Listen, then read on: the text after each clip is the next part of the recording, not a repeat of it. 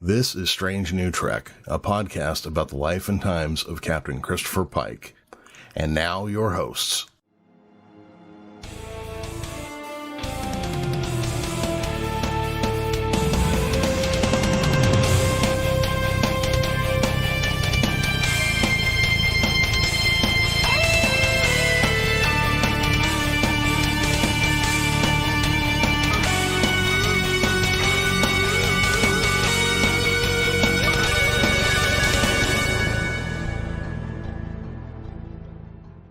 Time is the companion to the final frontier.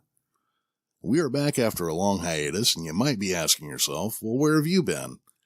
See, after our last episode, Chris Noonien-Singh wanted me to investigate an unusual error he'd been encountering on our transporter system. Little did I know at the time, this was merely a ruse to trap me in the transporter buffer, allowing him to abscond with a shuttlecraft for some kind of interstellar heavy metal festival or something. Fortunately for me, my younger cousin recently joined the crew of the ship and assumed the role of transporter chief, and he managed to liberate me from my digital prison just in the nick of time. And now, we have a lot to discuss. This week, we're talking about Season 2, Episode 1 of Strange New Worlds, called The Broken Circle. Written by Henry Alonzo Myers and Akiva Goldsman, and directed by Chris Fisher. Joining me this week is my number one, Commander Dog, and our new ship's transporter chief, Henry Janeway. What's happening, Henry? Hey, how you doing, everybody? I don't know, have you done podcasting before, or is this your first? This is my first.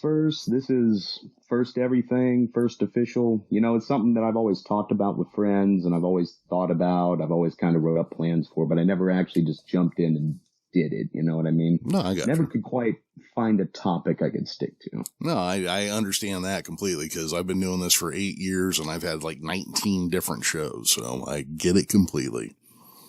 Henry, you're going to be joining me as my co-host for this. I believe you are in for the long haul, so we're going to see how everything goes. This show usually runs as a companion piece to Strange New Worlds, but you, like myself, are a lifelong Star Trek fan. For sure. Yeah, I remember when our mutual grandfather first showed me the series when I was I think I was 7 years old. Would have been like 2006, 2007.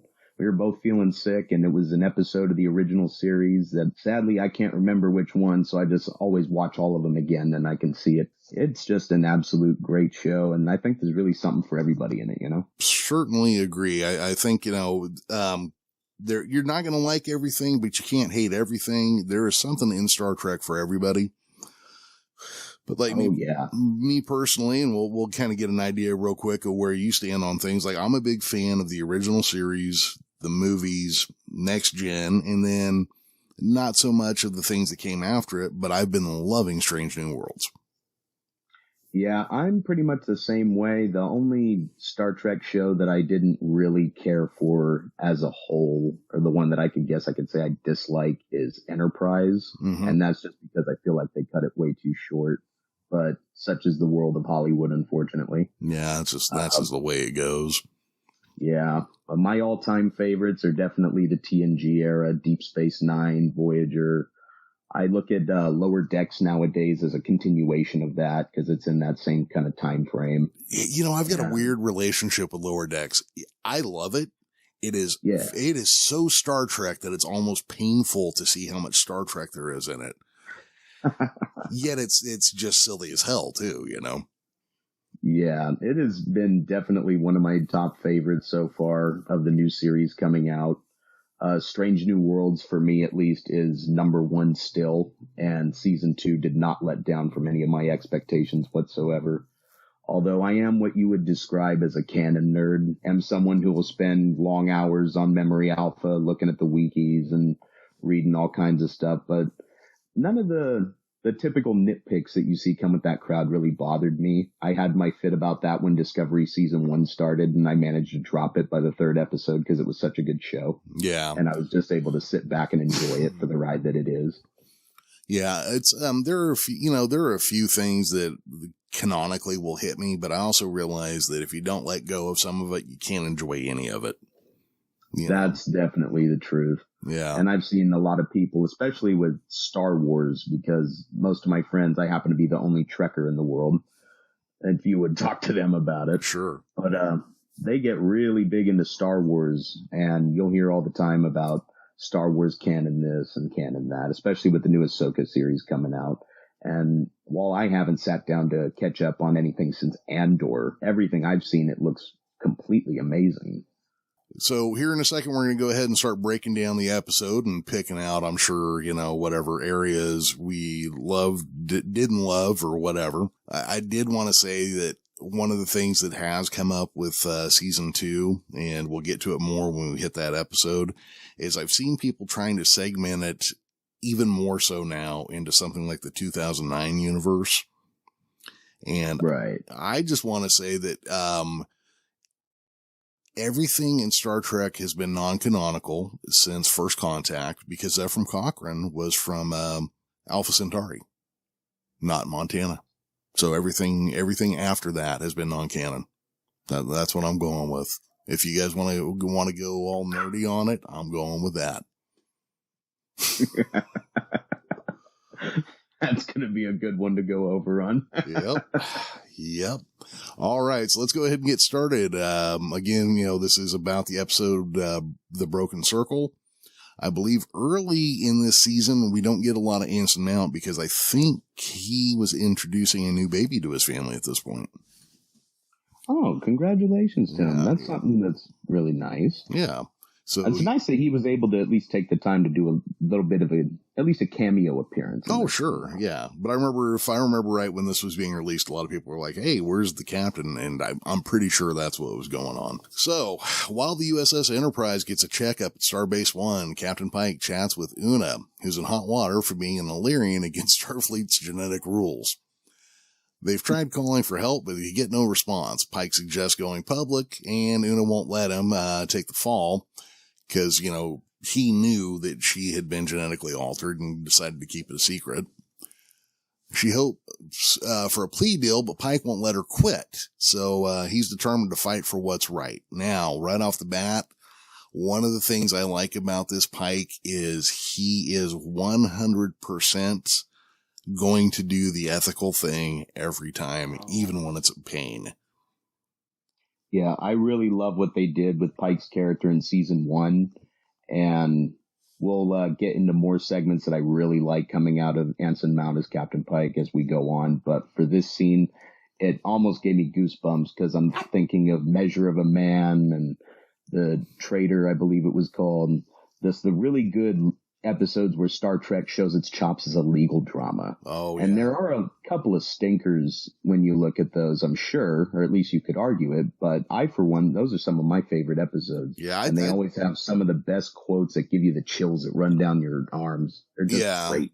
Well, Measure of a Man and was it called The Drumhead? Might be The Drumhead. I might be getting the name wrong. That was the one where the Admiral Satie, the judge, turns out to be... That's the very one, yes, yeah. Sir.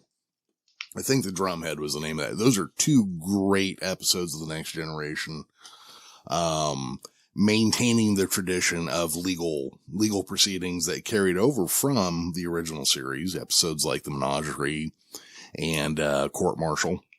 I always enjoyed the legal episodes they did because it allowed them to dig into the ethical things, And they always have really something to make you think afterward, too. Yeah. I know the first times I saw each of those episodes, Star Trek's always fun, but I love the episodes that make you think a little bit, too. Oh, sure. Yeah. I mean, that's one of the nice things is that, one week they might be fighting lizard men on a planet, but the next week they're making you, think about a moral dilemma.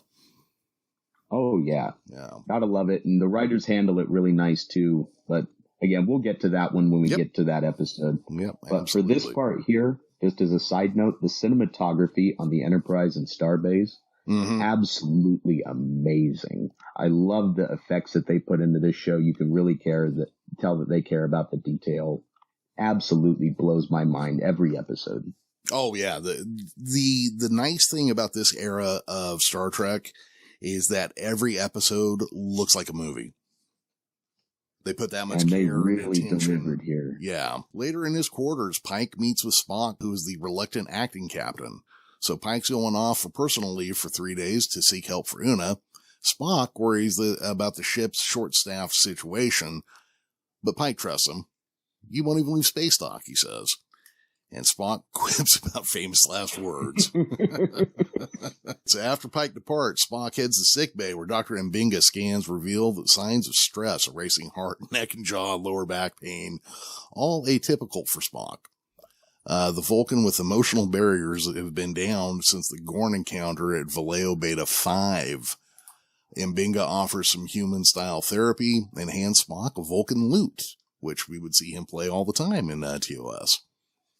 Claiming music helps humans deal with feelings, Spock starts to strum the lute. His heart rate drops.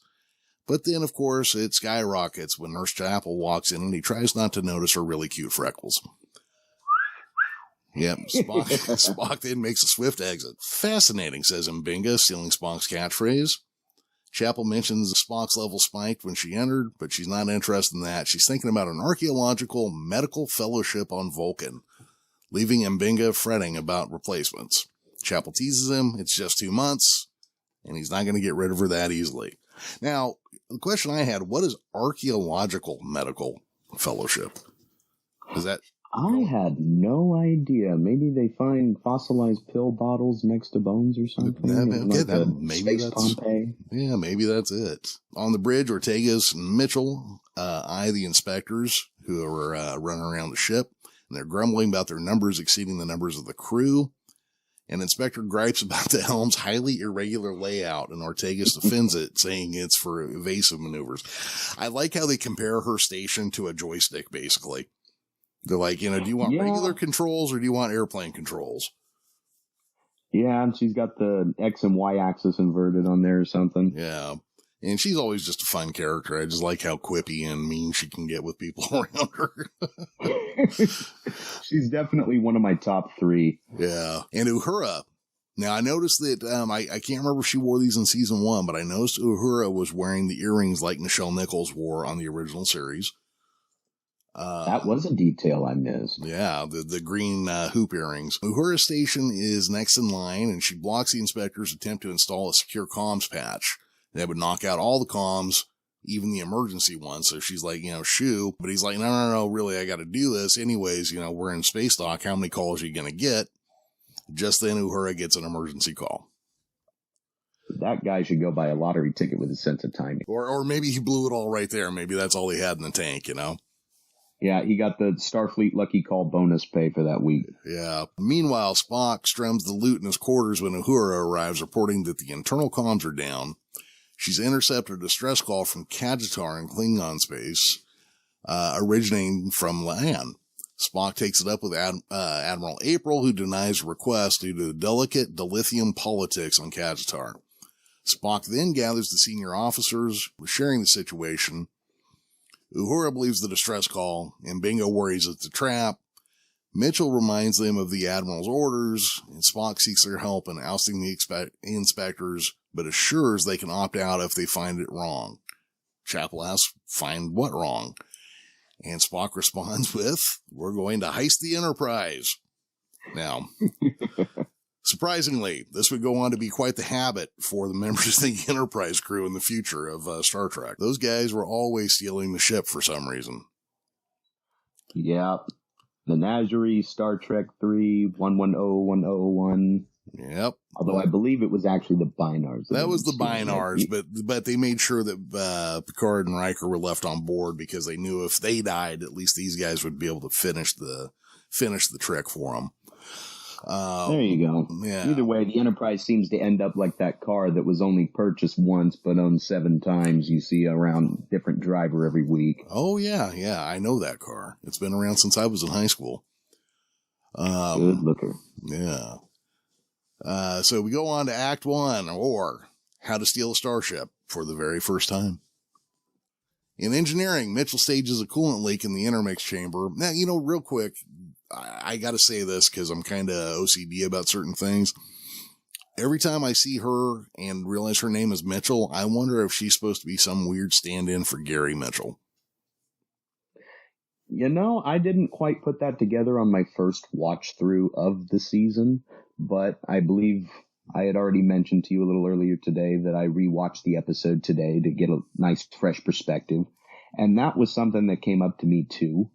And I'm wondering if they would end up doing that in any future episodes, maybe some kind of connection to Gary Mitchell. Yeah, I was wondering, where they were headed with that, because you know how they're occasionally bringing in characters like Scotty and stuff, like classic crew members who aren't in the show yet, or whatever, and then they hint at them real heavily. Yeah, I was wondering if maybe this was like a Gary Mitchell, because he seems to be a forgotten character, but he's very important in that second pilot. Oh, definitely. Yeah. Star Trek, one of Star Trek's first big bads. Yep. Well, it was a great episode, and he was a great character. Mitchell stages a coolant leak in the intermix chamber to clear out the crew and inspectors. However, one stubborn inspector, Commander Pelia, stays on board and heads to the bridge. She's puzzled by the sudden intermix chamber trouble after 3 days of it being inspected. As a warp core expert who teaches at Starfleet Academy, she spots Mitchell's simulation on the computer and realizes they plan to swipe the Enterprise. That's a pretty big swing for her to take that and equal that, but she does figure it out right away.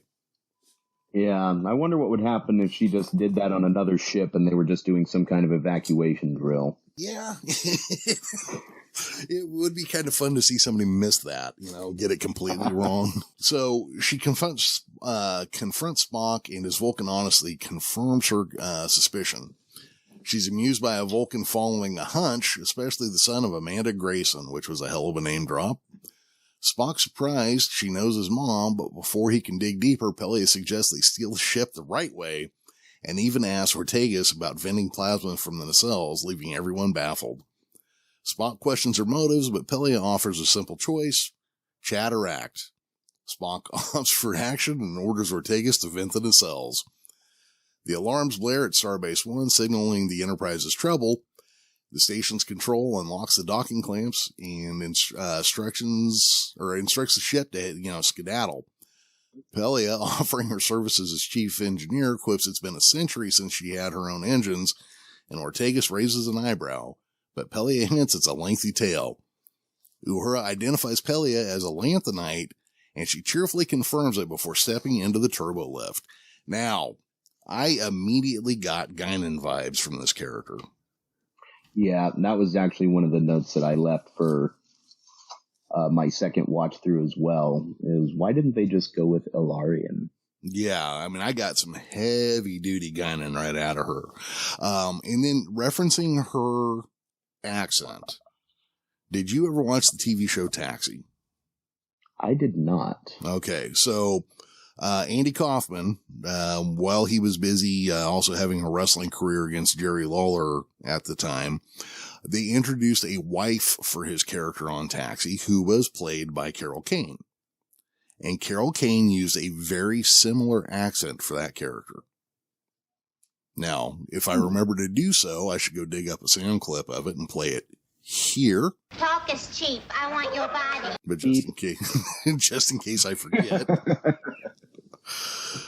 But she used a similar accent to Pelia's accent, which I thought was interesting. I got, it might be a bit of a stretch for a reference, but have you ever seen The Nanny with Fran Drescher? Yes, back in the day. Yeah, I used to watch that when I was a kid because that was coming on Nick at Night all the time next to Full House.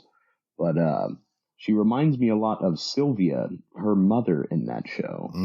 Okay, I don't remember that character. Yeah, you could probably drop a little sound clip right here. Such a big potato for such a little girl. But definitely a cross between Sylvia Fine and Alfred from Batman, and how handy she ends up becoming to the Enterprise crew. And definitely a great follow-up character for Hemmer, who met an unfortunate, untimely fate last season. Yes, Hemmer, who was a great engineer and a great character and who met a very heroic end. I was wondering how they would replace him. And when they said it was Carol Kane, I kind of scratched my head. But you know what? I'm cool with it. Yep, it's always nice because they always seem to know what they're doing. I haven't seen them miss with casting quite yet, in my opinion. But I'm hoping that they keep batting 1,000 on that. Yep, that was very good. So while they blow the clamps and they take off, Starbase 1 keeps hailing them, but Spock just kind of goes, you know what, just forget it, and let's head for Kajatar. As they get ready to enter warp, Ortegas asks Spock what his catchphrase is going to be. You know, are you going to say the thing? They give a couple examples, and Spock deadpans. So silly. I'd like the ship to go now, but they close in on his face like he's about to say something epic. And he just goes, I'd like the ship to go now. The crew chuckles as Ortegas kicks the Enterprise into warp. Just real quick, I can't believe that they were rushing to steal the ship and were able to stop for a whole 2-minute conversation about catchphrases. Yeah, that was one that the handling of that made me kind of just raise an eyebrow a little bit. Like, shouldn't you guys get moving? Like you've already been given. Catchphrase is going to be "I plead the fifth" in about 5 minutes. Let's get out of here. Yeah. I was going to say, you've already been given the order. Just go now. You know? All right. So they finally, after 20 minutes, get off into warp speed. Oh, and we head on to the next area. Blood wine for nothing and phasers for free. In Kajitar 4's bustling settlement, Liane gets dragged into a drinking game with a Klingon named Kardok. Struggling to hide her disgust at blood wine, surprisingly Kardok can't handle his liquor and loses. Liane switches seats with him and tosses some credits, revealing her true intentions. She persuades the Klingon to set up a meeting with Greynax, but warns that he might not be thrilled to meet a human. Liane pushes for a meeting that night. As the Klingons depart, she spots Mbenga, who gives her the cryptic finger under the eye line, which we still haven't had explained to us, which we may never have explained to us. If I'm not mistaken, this is the first time we've seen Klingons on Strange New Worlds. They have kind of a mix of the movie era makeup and a little bit next gen, but I'd say it definitely hints more to the movie era. Their uniforms also, they're kind of like an interesting mix of next gen movie or next gen uniforms, but also classic series with the gold. I think there may have been some disco era Klingons in the background of the shot, but I wasn't real sure. But I do know that in the previously on section for this episode, even though they directly reference and show ships blowing up in the Klingon War from Discovery, they don't show any Klingons. Yeah, I'm wondering if they're retconning their own retcon. Although, I don't know if you're a fan of Star Trek Online. I have only briefly played anything from that. Like, I played when they released the original series missions that they did. Right. I played for like an hour or two one day, and that is all I ever played. Well, they did do... I'm rather an avid player myself, but I was playing the new expansion that they just came out with a couple of months ago. I want to say maybe about a month or two before this season of Strange New Worlds aired. And the name escapes me right now, but it was a continuation of Deep Space Nine, sort of like maybe 30 years on, and they brought back some of the original voice actors from Deep Space Nine. They brought back Kira, Gowron. They brought back Martok. They brought back quite a few. It ends up there is a clone of Chancellor Gowron who Worf ends up slaying it towards the end of Deep Space Nine. It shows him without his infamous long flowing mane that he was known for since the Next Generation episodes where he was first featured. And under his hair, his head shape and features are very reminiscent, if not indistinguishable, from Disco era Klingons. Oh, okay. So I think what they're going with now is that they've always looked like that. It's just that's what they look like under for the most part when they're bald. Gotcha. Well, you know, and I'm okay also with the idea that there's different species of Klingon, because if you look at the United Federation of Planets, how many species make that up? That's true. I've heard a bunch of different theories about it. Honestly, I've found it a little more jarring that they switched off from the Disco era Klingons. I didn't really have that much of a problem with it other than the initial, oh, okay, that's different. But I thought that they wrote those guys pretty well.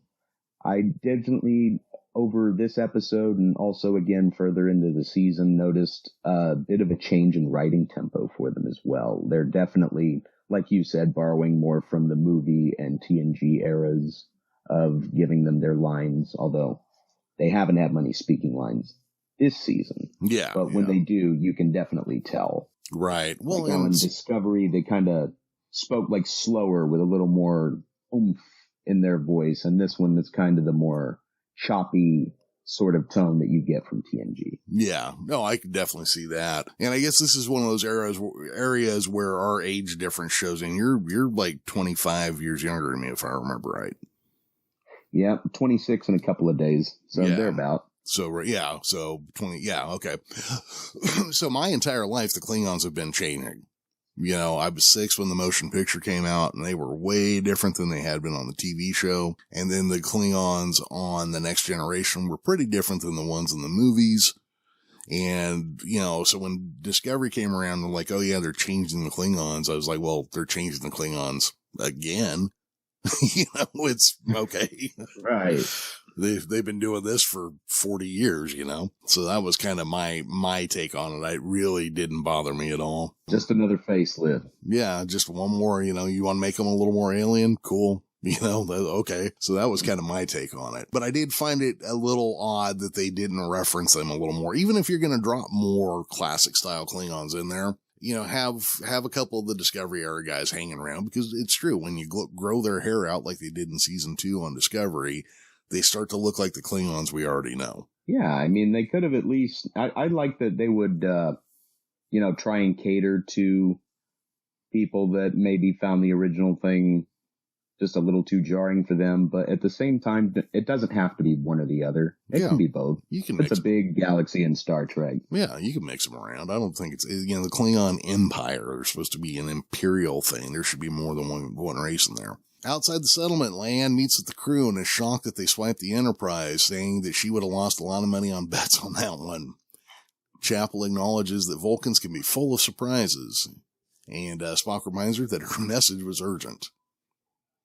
Leanne had left the ship after the Gorn incident on Vallejo Beta 5 to locate Oriana's parents. You know, to reference back, this was the version of Aliens 3 that they did in season 1. That was a really good episode. Oh, it was a great episode, but the whole time you're watching, okay, so she's Newt, and you're just like, okay, and that one's Bill Paxton. The whole thing out for sure. Yeah.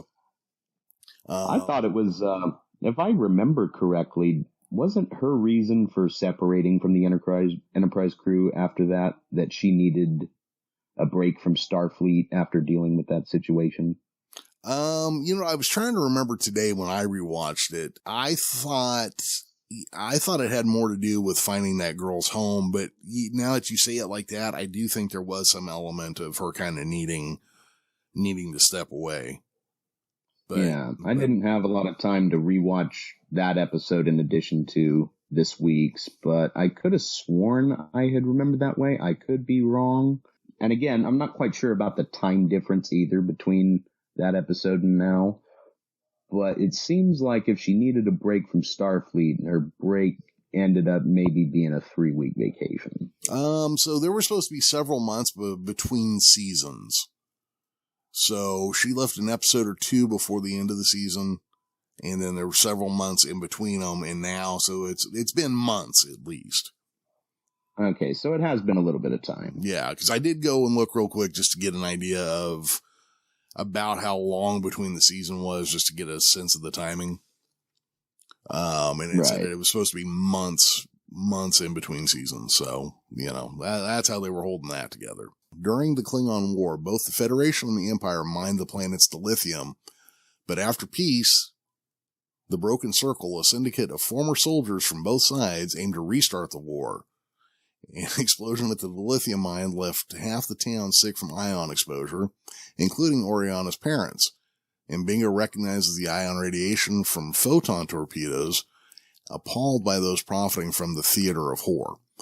Oriana and her parents are in a medical tent, so Spock sends Mbinga and Chapel to them, while he and Uhura accompany Leanne to negotiate with potential buyers of Federation tech. Mbinga and Chapel take in the grim conditions in the medical tent, where they are greeted by Oriana. As they treat her parents, a Klingon and 2 humans enter the tent and spot them. See, we can all get along if we just congeal around the idea of war for profit. Exactly. Yeah. It's not that hard. Ferengi had it right the whole time. Exactly, yeah. The Klingon notes their technology and asks if they were medical, and Bingo replies that they were from an off-world, or that they were from off-world seeking to trade at the market. The Klingon tells them to accompany her and her associates as they were in need of their services. As if to emphasize that they had no choice, the humans all raised their weapons. 3 Klingons approach at the rendezvous with La'an, speaking a dialect of Klingonese that Uhura identifies as Kok-Ug. I'm pronouncing Klingon is not easy sometimes. La'an asks Greynax, the largest of the 3, if he was followed. He replies that he was, but he slit the throats of the people following him, so it wouldn't matter. La'an thinks it's probably unwise to leave a body trail, but he points out that, hey, we're in charge right now. There's going to be mountains of dead bodies on this planet, okay? He asks if she had what was promised, and she opens a case with several Starfleet phasers in it. And she makes some reference to Klingons hating Federation technology, asking why he wanted them. And he just points out that it's none of her concern, and that he was promised 2 dozen and only sees about half that. La'an tells him this is what she had, and he offers her a third of the agreed upon price, but La'an demands double. He is incensed that she would demand double the price for half the weapons, and asks why he wouldn't just take it from the tiny woman like her. Apparently, he never saw season 1 of the show when she kicked a bunch of butts. In response, La'an pulls a device from her belt and warns him to back off, or she would release the antimatter detonator switch and kill him on the spot. Greynax wonders if she had some Klingon blood in her, and agrees to her price, but asks for more weapons. Now, I'm saying that move right there was probably learned from Return of the Jedi, so I have to imagine Star Wars is canonically in the Star Trek universe. Yeah, I can't see a single problem with that. Yeah. Maybe they just can't get there just yet. Yeah. Although I'm willing to bet 20 to 1 or 6 to 5 that antimatter detonation switch was filled with Corbomite. Probably. I mean, that's a nice reference. That was good. Yeah. Meeting with Spock and Uhura, La'an confesses that the detonation switch was just some little sci-fi bluff she learned from Return of the Jedi. See, I had it written in there, but I forgot that I wrote it in. Uhura managed to decipher some Klingon chatter, revealing a mysterious plan set for the next day. The idea of calling Starfleet pops up, but Spock insists on concrete proof before enduring another chat with Admiral April. He suggests returning to the ship to check what M'Benga and Chapel have uncovered, hailing Transporter Chief J. I assume since we lost Chief Kyle, this is the new replacement, but hopefully nothing happens to Jay. We might have to deal with Transporter Chief Silent Bob afterward. Oh, yeah, those guys. It'd be kind of funny to stick them in some cameo role in Star Trek, though. Lower Deck Season 4 is still going. You never know. It could happen. They confirm a lock on 3 of them, but lost contact with M'Benga and Chapel about an hour ago. Act 3. Does the super soldier serum remind you of anything? Meanwhile, M'Benga and Chapel find themselves in a colossal cave, leaving Chapel in awe of its size. What stops them in their tracks is a Federation starship right before their very eyes. Chapel wonders how they squeezed it in there, but M'Benga speculates that they might have assembled it inside this cave. Their Klingon captor shoves them roughly forward. M'Benga and Chapel end up in the Klingon ship. In sickbay, M'Benga treats a Klingon with some gnarly ion burns, which would typically be a tough fix, but Klingon's genetic quirks make it easier. The Klingon, patient Rorkeg, recognizes M'Benga and threatens to cut his tongue out if he doesn't spill the beans on where he's treated Klingons before. M'Benga mentions being stationed on the moon of Jagal years ago, and Rorkeg thinks that it's a surefire lie since he'd be dead if it were true. M'Benga reminisces about the Battle of Chircana, where there was so much blood in the air that the rain turned red. Rorkeg goes quiet as M'Benga wraps up his treatment, and we're going to see that later in the season as well. Oh, yes. That's another thing I noticed about this episode on my second rewatch is just how much it teases episodes that we're getting in this season. Yeah. And that's another thing I really like about it is that the show promises and delivers. Yeah, it does a good job of doing 2 things. It does a really good job of doing standalone episodes that also build towards something. Like, you could watch any episode of this show in any order, but if you watch it in order, you get little extras. They got a little something for everybody. Yep. After Rorkeg heads back to duty, Chapel checks in on M'Benga, worried about the memories of the Klingon War resurfacing. He assures her that he's got it under control. Chapel discovers the severity of the burns implies that that the torpedoes were on the ship, potentially making it a false flag for attacking the Klingons and restarting the war. They need to alert the Enterprise, and Bingo pulls out a vial of Protocol 12, aka Super Soldier Serum, from his medical kit. Chapel, concerned, asks if he really wants to go through that again, and Mbinga admits that he doesn't, but it seems like the only option. You know, I'm going to go ahead and go out on a limb here and say Marvel is also canon to the Star Wars universe, which in turn makes it now canon as well to the Star Trek universe. Yeah. Hey, I'm getting some heavy backgrounds. Oh, now it's gone. Yeah, that's a helicopter landing behind my house. Oh, yeah. See, I used to own a house in that neighborhood. I remember that sound quite well. With their enhanced reaction time from the stimulant, Mbinga and Chapel plow through the ship's decks like Captain America on a caffeine high or Noonien-Singh after a double espresso. They corner a Klingon in the turbo lift, and Mbinga tries to squeeze info out of him about the Syndicate's plans, numbers, and defenses. The Klingon, cocky at first, holds out despite Mbinga's aggressive tactics, knowing the Federation rules frown upon torture. But when Mbinga starts throttling him, Chapel intervenes to stop the Doc's Hulk-out moment. Finally, the Klingon spills the beans, 30 of them on board, armed to the teeth with Federation phasers, pulse rifles, and Klingon disruptors. Mbinga gets the location of the transponder, threateningly staring him down. The Klingon caves and reveals it's on Deck 13. Mbinga punches him out cold before leaving in the lift with Chapel, and then they hear the ship's engines revving up. Mbinga finds the transponder and reprograms it to send a message, but it takes time. And as the extremists close in, Chapel holds them off so Mbinga can finish the task. Then they head to the lower deck through an access panel, seeking an escape route. But the stimulant's starting to wear off, and 2 Klingons overpower Chapel.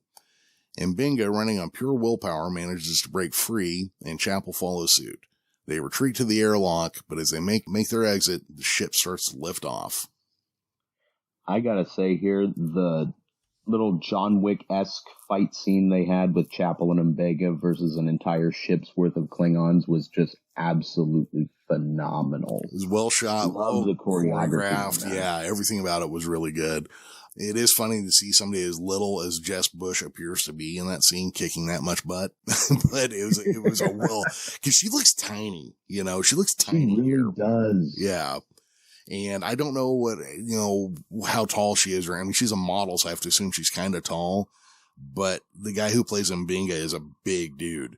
So, I'm sure the people playing the Klingons were all bigger dudes as well. So it just makes her look smaller. That was just an absolutely written fight scene. And I'm glad it was given to those two as well, especially given what we'll see later on in the season. Yeah, that was a really well done scene. It was fun to see. I hadn't really thought of comparing it to John Wick, but that is a very perfect description for it. Well, we're on to act number 4. Is that a laser torch in your pocket? A Klingon D7 battlecruiser shows up, and Spock hits the red alert button. Uhura reports that the cruiser seems oblivious to their presence, behaving like it's just parking in orbit. Ortegas, with few run-ins with Klingons in her space diary, is sure that their low-power mode amidst a sea of interstellar ice and iron-rich rocks makes them look like space trash. Lyanne contacts them from the surface, confirming no sign of Mbinga or Chapel, and no new info from her Broken Circle pals. Suddenly, the ship rises and heads into orbit. Mitchell identifies it as potentially a Crossfield Class ship, no match for the Klingon cruiser.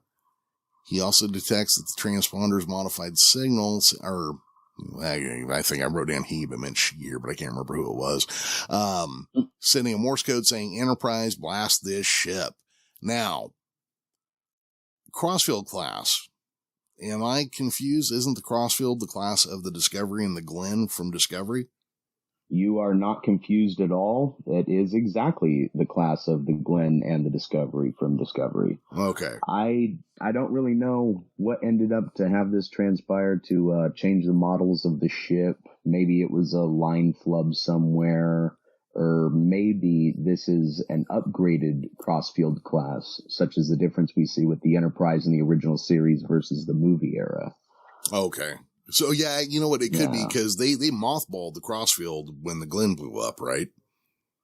Yeah.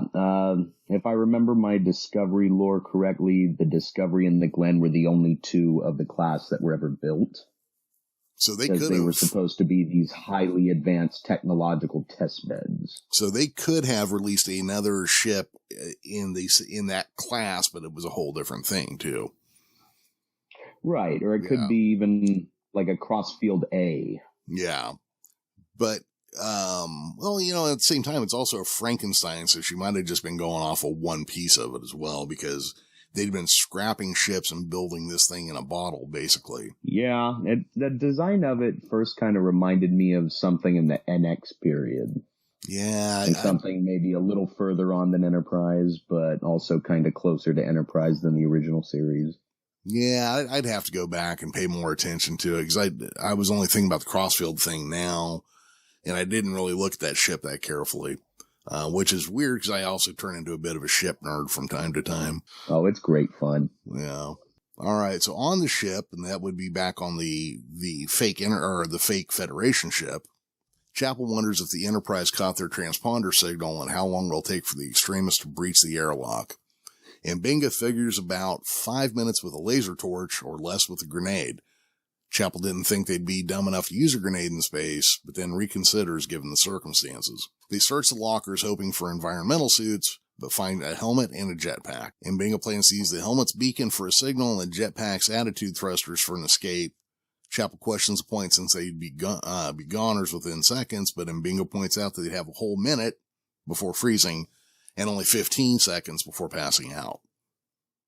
So that's not too bad. I mean, if you're found and you're recovered. If you're dead, you never know it because you passed out 45 seconds before it happened. Yeah, pretty decent odds for the situation they're facing. Yeah, not too bad. Ortegas definitely navigates the Enterprise through an asteroid field while the rogue ship takes pot shots at him. Spock refrains from firing, suspecting that M'Benga and Chapel might be hostages aboard the ship, having sent that signal. The Klingon D7 class cruiser soon spots him and starts closing in. Chapel comments on this being a horrible way to go, and M'Benga tries to muster some optimism but quickly gives up. Finally, Spock gives the order to unleash the torpedoes. Simultaneously, M'Benga triggers the airlock and he and Chapel are sent drifting into the cold vacuum of space. Spock looks tormented as their ship meets its explosive end, but Uhura picks up the beacon from the EV's suit helmet. Spock rushes to the transporter room, and M'Benga is conscious, but Chapel isn't breathing. Spock administers CPR, pleading with Chapel not to exit the stage just yet. She revives, gasping for air, and playfully chastises Spock for his rough methods. As medics arrive to whisk M'Benga and Chapel to sickbay, Uhura reports from the bridge that the Klingons are healing them. Captain DeChalk... I just love this little thing that Chapel and Spock have going on throughout this whole series. Like, I think the pacing on it is just absolutely well done, especially for the newer than what Star Trek is used to, the 10 episode a season format versus 25. Mm-hmm. I think it's just wonderfully well written, and those two actors have a lot of chemistry with them. Yeah, they are really good on screen together. Not only that, I think it's an interesting way to kind of detail or play with what happened on the original series, because Chapel was in love with Spock, but I think it came up twice. You know, and that's all there ever was to it. Giving them this history together may actually add some interesting color and texture to it.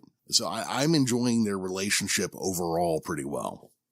Oh, definitely. They have this whole thing on lock, and I love that they'll go back to the original series and pick out little tidbits like that as well to kind of expand upon and shed a little light on, instead of just the little 2-3 throwaway lines that may have gotten back in the day. Yeah. Well, it's just, television storytelling is way different now than it was then. You didn't have time to develop things because the show had to be back to zero by the end of the episode. It had to be exactly where it started, Oh, yeah. No knock on any production, of course, back then. Yeah. It's just nice that they would take the time to look through it. It shows that the people who make it, I think, are genuine Trekkies themselves, and they want to add more to this world that everybody's fallen in love with for so long. Yeah, no, I totally see that. Yeah, and I do really enjoy the two of them together. You were pointing out their chemistry on screen is just fantastic. And you kind of want to see those plucky kids, you kind of want to see them make it work, Yeah, you want to hold out hope for him, just like a Romeo and Juliet in space. Yep, exactly. Even though, well, we've all seen where it's headed. Captain T'Chak demands answers for why the Federation ship was lurking in their neighborhood. Spock spills the beans about the rogue ship, a claim that T'Chak finds absurd. He accuses the Enterprise crew of destroying the rogue ship to cover their own blunder against the mighty Klingon Empire. Spock counters, pointing out the Klingons didn't spot them until they fired on the fake Federation ship. He adds that they could have easily blasted the Klingons if that's what he wanted. T'Chak questions why he should trust Spock, who replies with Vulcan sincerity that he can't lie. T'Chak brushes off the legend, claiming that he can discern a man's truth when they meet face to face. Spock takes him up on the challenge, proposing they settle it over a barrel of blood wine. T'Chak is taken aback that Spock drinks blood wine, dubbing him an atypical Vulcan, to which Spock seems to agree. Yeah. What I found interesting here was years ago, and I don't remember what book it was in, there was a Star Trek book where somebody asked Spock if Vulcans can lie, and the way the answer in the book was written was no. Spock lied convincingly. I don't remember the book either, but after this episode premiered, I had started seeing that pop around as a meme in certain Star Trek pages that I follow. Yeah. Definitely popping up on Reddit in a couple of places here and there. I always thought it was a funny little callback to the seemingly running gag that they had throughout the original series movies, 1 through 6. I believe it actually started in The Wrath of Khan, where Spock was talking about the Enterprise's repair job taking 2 hours instead of 2 days, and speaking in code over the radio to Captain yeah. And Savick, played by Kirstie Alley for that movie, I believe, if I'm not mistaken, says, "You lied." And he looks back and says, "No, I exaggerated."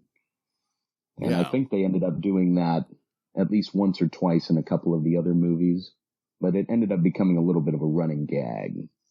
Oh, okay. I don't think I ever noticed that they referenced it again. I'll have to keep an eye out, because that would be a Nicholas Meyer thing, and that means it could have shown up in 4 or 6.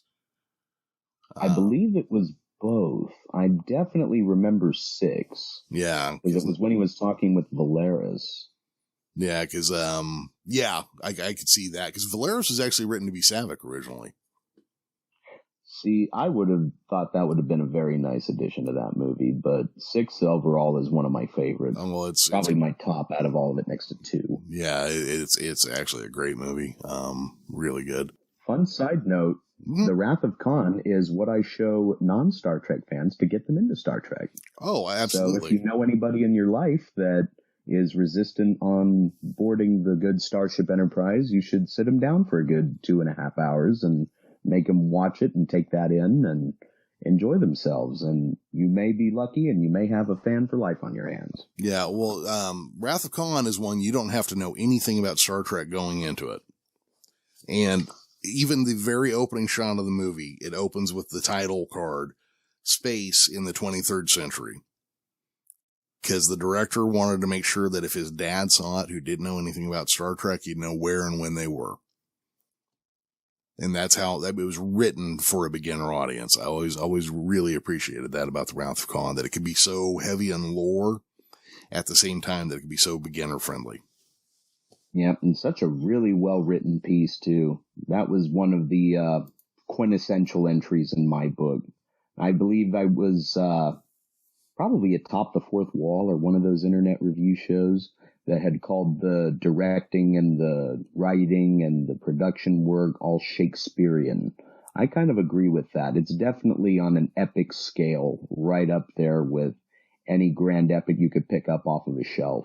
Oh yeah, and it was shot for next to nothing. It was almost a TV movie. After Star Trek the Motion Picture had been such a unmitigated disaster, you know. Oof. Let's not think about that one. I can only stand so much B-roll. Yeah. Oh God. Do you have 18 minutes to watch us fly by the ship? So the two crews unite on the planet, sharing laughs despite the recent peril. Spock, after some drinks with T'Chak and his gang, approaches Pelia at a nearby bar. She admits that her Klingonese is a bit rusty, but wonders if they toasted with "let your blood scream," a Klingon saying Spock was slowly deciphering. She thanks him for rescuing her from the academy, which piques Spock's curiosity. He asks if she's genuinely a Lanthanite, and they share a chuckle about how drinks lead to personal questions. She confirms her Lanthanite heritage, mentioning about how her people lived among humans on Earth incognito until the 22nd century. Pelia then teases that revealing her coming out story to Amanda is a tale for another time. So, however Pelia knew Spock's mom, she is the first person that Pelia decided to reveal herself as an alien to. That should be an interesting little spin-off for some point. There must be something they're going to tie that back to at some point.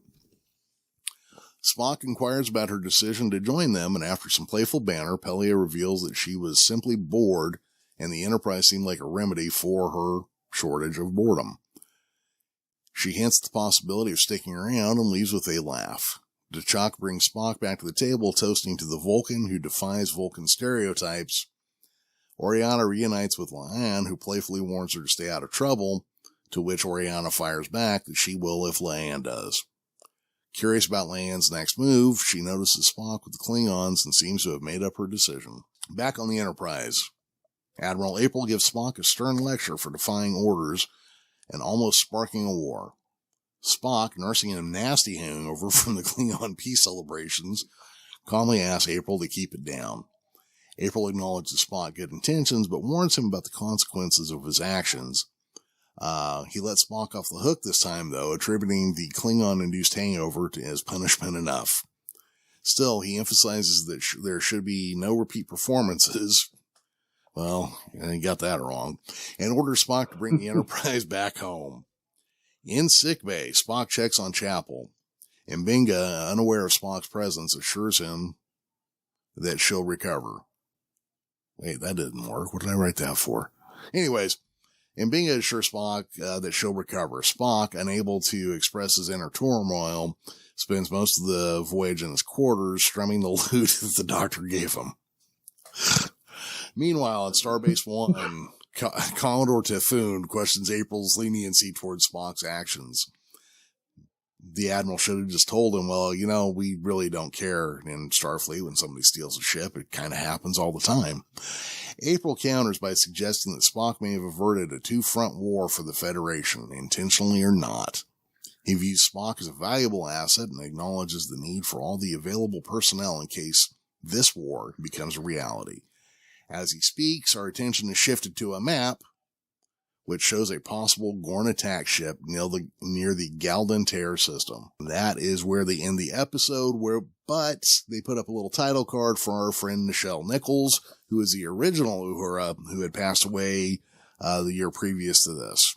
I liked this episode quite a bit. It was a nice way to come back from the break. What did you think, Henry?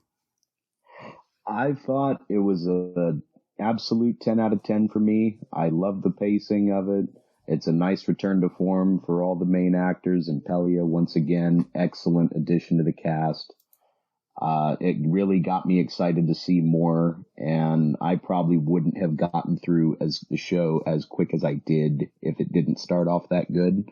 Because, as you're aware, I think I managed to binge the whole season in less than 2 days. And it's definitely just one of those things that once you pop, you just can't stop. And I'm probably going to end up watching episode 2 anyway, right after we break off air. Oh, yeah. I'll go through. I'll probably watch them right before I start setting up the notes, because I'm older, and so my memory's not as good. I gotta watch them pretty close to when I'm ready to talk about them. But yeah, I don't know that I'd go quite 10 out of 10, but I'd definitely rank it quite high. It's a very good episode, well written. The characters are well acted, well characterized. I did want to hit some continuity notes from over on Memory Alpha, which we spoke about earlier. Chronologically, this is the first known instance where Spock and Uhura are involved in stealing the Enterprise in some form. Spock later went on to hijack the Enterprise by himself in the Menagerie, and Uhura aided in a joint effort in the search for Spock. Spock's successful. There's also a Oh, there was also a fan film, I believe, where they had Uhura stealing the Enterprise some years ago. Is that Gods and Men or something? I think that was it, yeah. It's been a while since I looked into that area of Star Trek. I used to watch a lot of those when we were in the dark ages between the 09 JJ verse and the golden era of what we're having now. But I think actually they wrote that in as a plot with her and Captain Harriman, who was only briefly featured in Star Trek Generations as Captain of the Enterprise B. Oh, yeah. That was called Gods and Men, I believe. Well, I'd say that fan film era that, because there's nothing else really to call it, between the end of Enterprise and, actually it really took off before the movies came out. But it was really the whole era goes from like 2005 to 2017 when Discovery comes out or is announced. Right. You had, you had that one guy who was basically stealing money. I probably shouldn't mention his name, but you had the guy that was basically stealing money through his name. Yeah. I actually interviewed some of the people who are involved in that. That was a mess. But Star Trek continues and Star Trek Next Phase, New Voyages. And I think that's actually what prepped us for, Star Trek being recast, getting new actors. I don't know without those fan films if we would ever have been okay with a new Jim Kirk, Yeah, and lucky for us, I thought that on their castings for Jim Kirk, because I believe there were two different ones. Vic Minogue was one, and the other name escapes me. I thought their casting for Kirk in both of those productions was actually very good. Yeah, I can't remember the other guy's name either. He was the guy who started Next Voyages or whatever it was. He was also an Elvis impersonator. That's why his hair never quite lined up. But before Captain Jim Presley. Yeah, before they gave up on that, he had actually cast a new actor who was going to take over as Kirk because he wanted somebody who was actually an actor and not just a Star Trek fan. But then, of course, the new rules about fan films were released due to one person's highly questionable behavior. So, that's what brought all of that to an end. And of course, Vic and the stuff that he was accused of. And actually, I've talked to Vic and interviewed him. He was a great guy to me, but when it first happened, I was even told by people, hey, here's the things people say about him. So I was like, oh, I hope that's not true. And then all the accusations came out. So that's a shame. But there's, Star Trek continues to still out there. It's still a good show. Chuck Huber is a great Dr. McCoy on there. The guy that played Spock was a lot of fun. And the fact that they had Jim Doohan's son as Scotty is great too. Yeah, I thought it was a very great time to be a Star Trek fan, as really any time is. And definitely see a little bit of influence coming into Strange New Worlds, at least when it comes to the care that the producers have for the series and the passion they have for making a good Star Trek product. I was goosebumps all the way through my first watch through of this episode. And that's pretty much my usual MO whenever I'm starting a new season of Star Trek nowadays. Gotcha. Yeah. Well, it's, I love that they brought this show out because it's kind of cool because it's like the best of Next Generation and the original series all kind of mashed together, Yeah. And I love how, again, one of the things that we'll see over the course of the season, but I love how they really tried to hit every beat that they could and not pulled it off for the most part too. Like, they have a lot of different, no two episodes back to back are the same in this season. They have a lot of different settings and a lot of different situations that they come across that all kind of blend together to really, I think, form a nice representation of what Star Trek is about, contained in 10 episodes. Oh, yeah. And it's, the original series was a lot like that too, where it was like, okay, this week we get a submarine episode.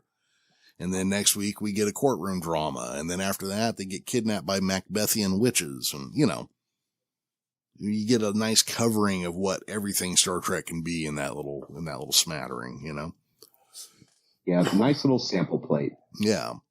All right. Well, everybody, thank you for joining us again. We know there'd been a long break in there, but we are back and we'll try to be more timely going into the next things. So in the meantime, leave us a review wherever you listen to your podcasts at. If you catch us on YouTube, please hit the thumbs up and the like and subscribes and the other buttons that they make you hit. Otherwise, blah, blah, blah, blah, blah. Henry, anything to go out on before we close the show? I want the show to go now.